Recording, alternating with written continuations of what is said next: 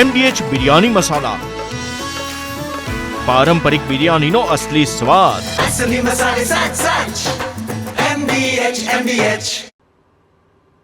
મહારાષ્ટ્રમાં મહાદેવી હાથણીને લઈને રાજકારણ ગરમાયું છે. હાથણીને કોલ્હાપુરના નંદિની મઠમાં પરત લાવવાની માંગ ઉગ્ર બની રહી છે. કોલ્હાપુર, સાંગલી જિલ્લાના અનેક ગામના લોકો રસ્તા ઉપર ઉતરી ગયા છે.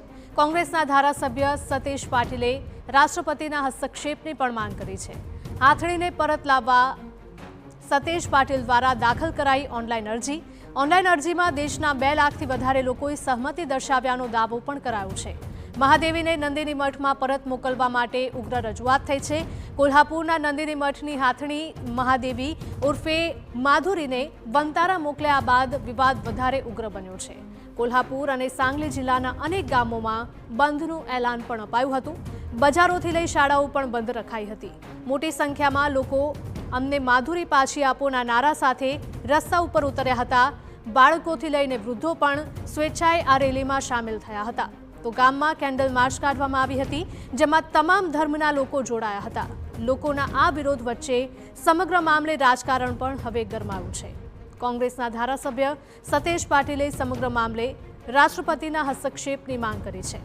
તેમણે જણાવ્યું હતું કે સુપ્રીમ કોર્ટના આદેશ બાદ લોકોને ખૂબ જ દુઃખ થયું છે.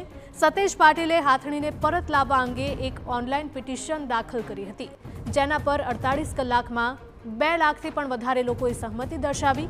આ તમામ ફોર્મની પ્રિન્ટ કાઢીને તેને રાષ્ટ્રપતિ સુધી પહોંચાડવા તજવીજ હાથ ધરાઈ છે અને તેમની એક જ માંગ છે કે હાથણી પરત લાવે. ज्यांनी घरच्या प्रमाणे हत्ती इथल्या लोकांनी आणि मठानं या ठिकाणी जपणूक केली, तो आज तिथून घेऊन जाण्याचं पाप या मंडळींनी केलेलं आहे. आणि मला वाटतंय आम्ही काल रात्री एक गुगल फॉर्म देशभरामध्ये पाठवला आणि लाखो लोकांनी आज देशभरातून या फॉर्मला प्रतिसाद दिलेला आहे. त्यामुळे राष्ट्रपतींनी यात हस्तक्षेप करावा आणि आमचा हत्ती परत द्यावा. તો બીજી તરફ એનસીપીના શરદ પવાર જૂથના નેતા જયંત પાટીલની પ્રતિક્રિયા પણ સામે આવી છે. તેમણે જણાવ્યું છે કે હાલ જે સ્થિતિ છે તે જોતા માહોલ વધુ ઉગ્ર બની શકે છે, ત્યારે જરૂરી છે કે સરકાર આ મુદ્દે સકારાત્મક દ્રષ્ટિકોણ અપનાવે. જો કે બીજી તરફ આદિત્ય ઠાકરેએ જણાવ્યું હતું કે હાથણી જ્યાં પણ રહે સૌથી પહેલા તેની સારવાર મહત્વની છે. या हत्तीबद्दल नान्नीच्या मठाधिपतींची आणि सर्वांचीच आहे आणि ही भावना साठी हा लढा अधिक तीव्र भविष्य काळात होईल असं मला वाटतं आणि सरकारने देखील याच्यात सकारात्मक दृष्टिकोन ठेवणं आवश्यक है. मुझे लगता है इसका जो निर्णय है सम्मानीय सर्वोच्च न्यायालय ने दिया, सुप्रीम कोर्ट ने दिया हुआ है. अभी जो भी इस पे आगे कार्रवाई करनी होगी तो रिव्यू पिटिशन सरकार डालेगी, क्या लोकल कोई लीडर्स डालेंगे, इस पे सब निर्भर करता है. मुझे नहीं लगता वंतारा हो या कोई भी दूसरी इंस्टीट्यूट ऐसी मांग करेगी कि किसी मठ का हाथी हमारे पास ही होना चाहिए.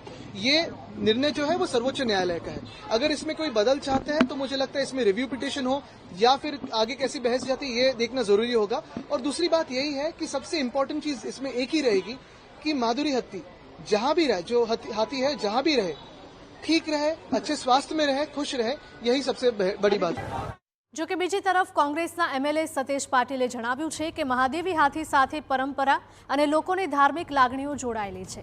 હાથણીને જો પરત લવાશે તો મઠ દ્વારા ગાઈડલાઈન મુજબ તેની સાર સંભાળ રખાશે. ત્યારે હવે ગ્રામજનોના વિરોધ અને રાજકારણના વિવાદમાં સપડાયેલી હાથણીને પરત લાવવામાં આવે છે કે પછી વંતારામાં જ સારવાર ચાલુ રાખવામાં આવે છે, તેના પર નજર રહેશે.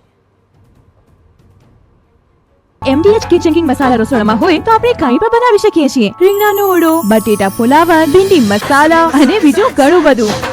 MDH